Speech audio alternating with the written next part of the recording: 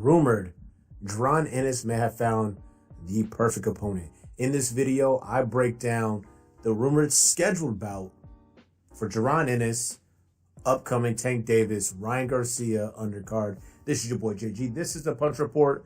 Let's go. Like I said before, y'all, welcome back to the channel. This is your boy JG. Come in, like, subscribe, bell icon off for notification. Let's just get right into the content.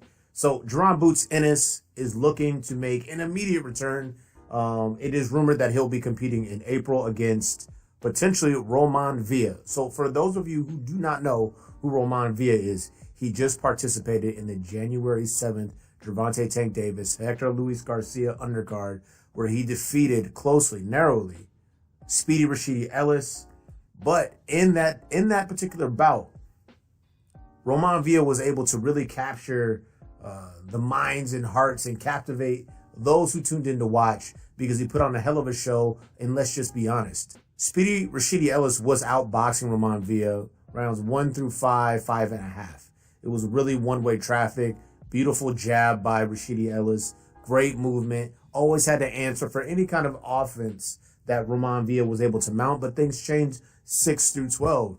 The constant pressure of Villa walking down Rashidi Ellis, despite the work that Rashidi Ellis was doing, because it was quality work. But the pressure from Villa, the inside attack, the body punching, the uppercuts, and just really staying in his face, ultimately scoring 2 knockdowns in the bout, one in the final frame, I believe, if I can remember correctly, ultimately gave Roman Villa the victory over an undefeated, I believe, 24-0 Rashidi Ellis, 15 knockouts at the time.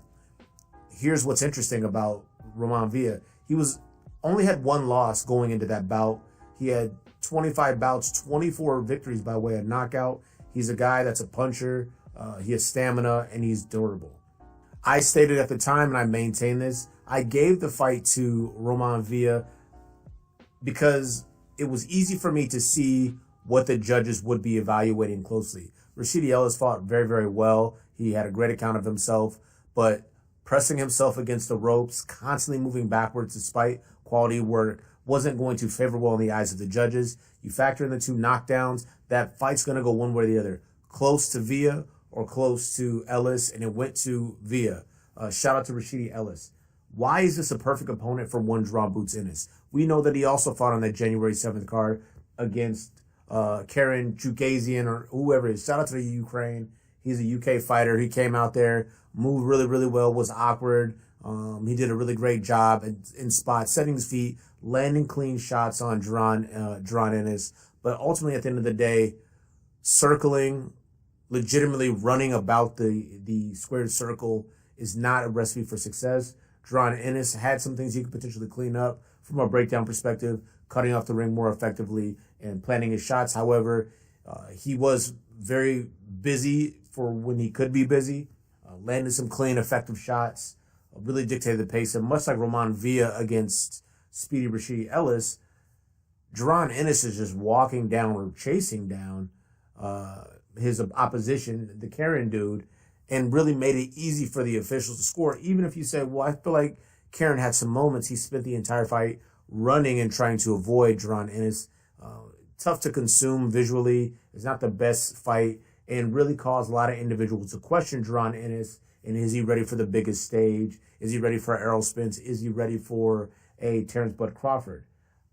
I wasn't willing to go that far, but would also say that, you know, a step-up bout, like one additional step-up bout, could be something that is massively favorable for a guy like Jaron Ennis, and it has fallen into his lap.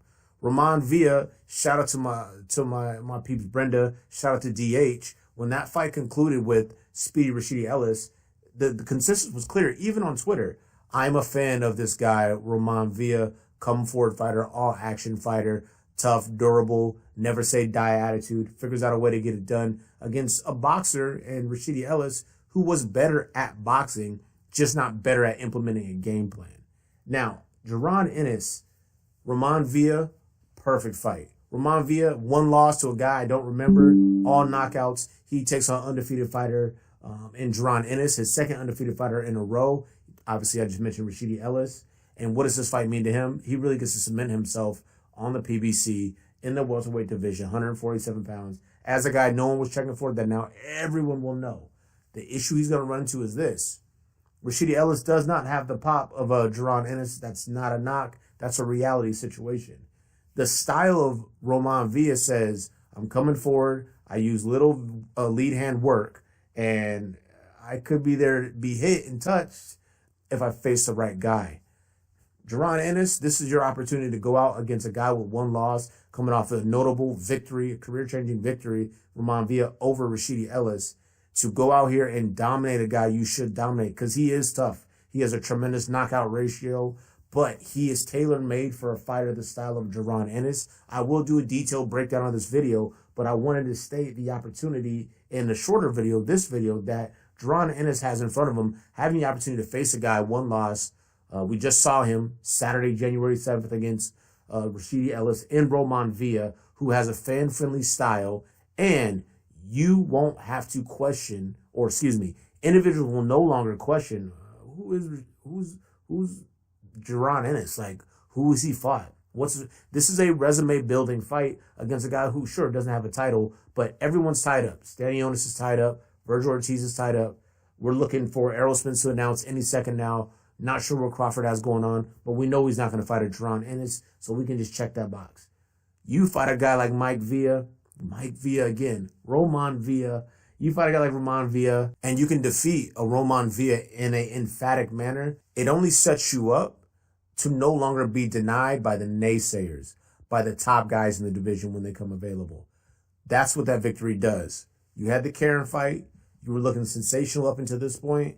Now you have this fight. You go out. You have success against Roman Villa, and your name is back buzzing again. Now, the flip side of the coin. If you're Roman Villa, what a unique opportunity you have in front of you. 2 American fighters, both undefeated. One of them's a boxer with crazy fast hands. The other one is a puncher, fighter, boxer, great power, super athletic and dynamic, and Jaron Ennis. And you can take both their O's inside of 6 months, inside of 7 months. What more could you want? This is your boy, JG. This has been the Punch Report. Let me know what you think. Great opponent for Jaron Ennis, or do you want to see something different? The timing doesn't give you much of an opportunity, but what I would say is this. This is a great fight. These are the kind of fights that you're checking for. We out.